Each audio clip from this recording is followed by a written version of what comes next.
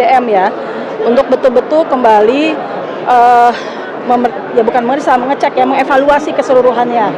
Dan ini kan tergantung kepada sangat banyak pihak, baik itu perusahaan, kementerian, dan juga surveyor yang menentukan kandungan-kandungan dari nikel yang ada ya di Indonesia ini.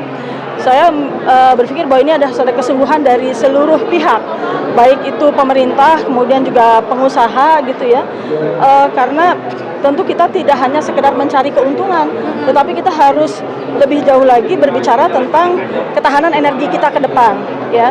Dan kita tentunya berharap bahwa sumber daya alam yang kita miliki itu kemanfaatannya kembali kepada rakyat, itu seperti itu.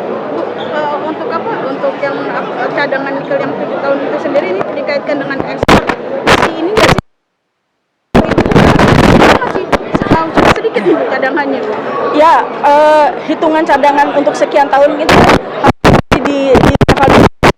Kebenarannya gitu. Ya, dari sisi datanya seperti apa, kemudian juga apakah memang betul-betul sekarang itu kalau misalnya ekspor tadi misalnya bisa diatur, dikendalikan ya, atau kita juga harus melakukan eksplorasi lagi di tempat yang lain ya tentang sumber daya nikel yang ada di Indonesia gitu. Jadi ini masih belum ini ya Bu ya? Ya, kalau saya melihat ini memang kami sudah merencanakan di masa sidang yang akan datang kita akan harus rapat lagi dengan Kementerian SDM dan menyeriusi lanjut lah. Sebetulnya kita sudah sangat menyeriusi tentang masalah hilirisasi nikel, tapi kita juga tentu harus setiap kita rapat dapat jawaban, tapi pada kenyataannya di lapangan kan muncul persoalan baru. Nah ini kita akan tegaskan lagi dengan Kementerian SDM. Oke, gitu. Termasuk kepastian itu ya Bu, kepastian cadangan. Ya, cadangan yang memang ya seolah-olah.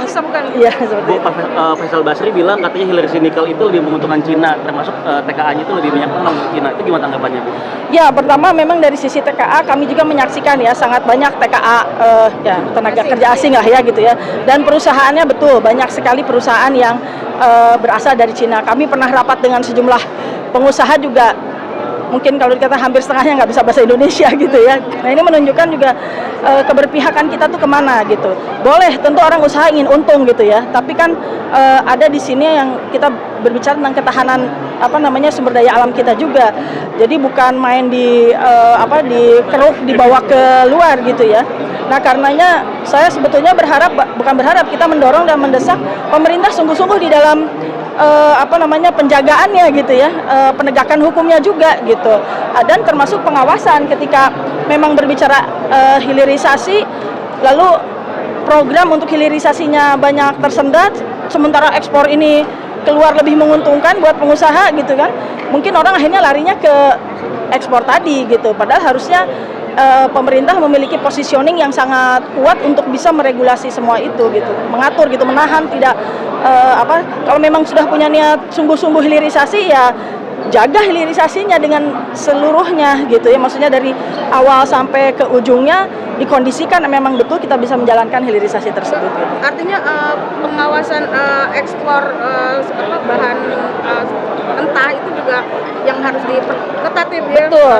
Ya, artinya pengawasan ya gitu.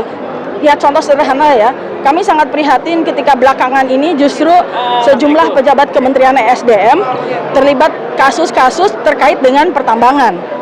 Nah ini kan menunjukkan pengawasannya yang tidak berjalan dengan baik gitu ya. Nah kita berharap ke depan jadi kasus yang terjadi baik itu misalnya di batu bara, baik itu kemudian di emas, di mana lain, jangan sampai juga terjadi di nikel juga gitu ya. Dengan longgarnya pengawasan atau dari aturan yang sudah ada, juga jangan sampai presiden punya visi tertentu tapi di lapangannya tidak mendukung visi presiden itu gitu kenyataannya.